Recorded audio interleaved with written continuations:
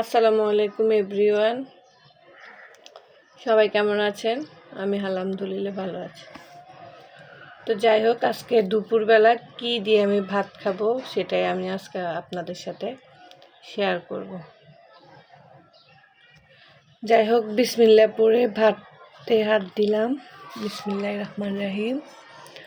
আজকে আমাদের বাসায় রান্না করছি বেগুন আর আলু আর মাছ। এই যে দেখেন। তো যাই হোক, বিসমিল্লাহ পড়ে শুরু করি।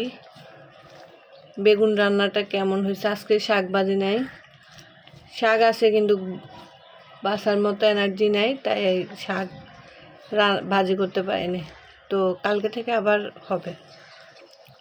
প্রতিদিনই আমার ঘরে একটা না একটা শাক থাকে, কারণ ডাক্তার বলছে প্রতিদিন শাক খাইতে, আর যা আছে সব কিছু একটু একটু খাইতে।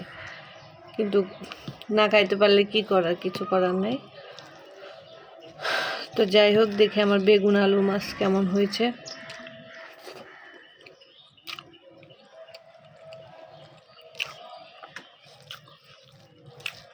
মজা হয়েছে।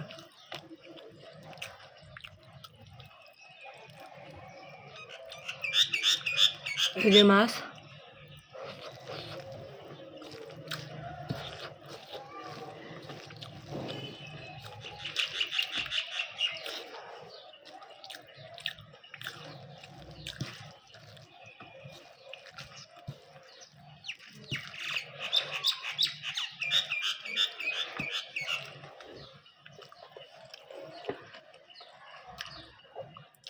এটার সাথে কিছু একটা মিস্টেক।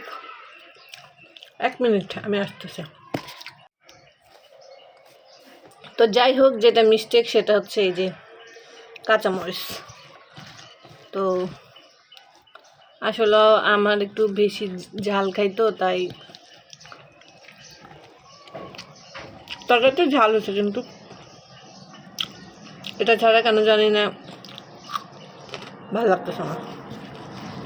তো আরও তরকারি আছে, সেটা আবার আমার মুখে বেশি একটা রুচে না, তাও আপনাদেরকে একটু দেখানোর জন্য নিতেছি। এটা হচ্ছে গরুর মাংস। এই যে দেখেন গরুর মাংস। তো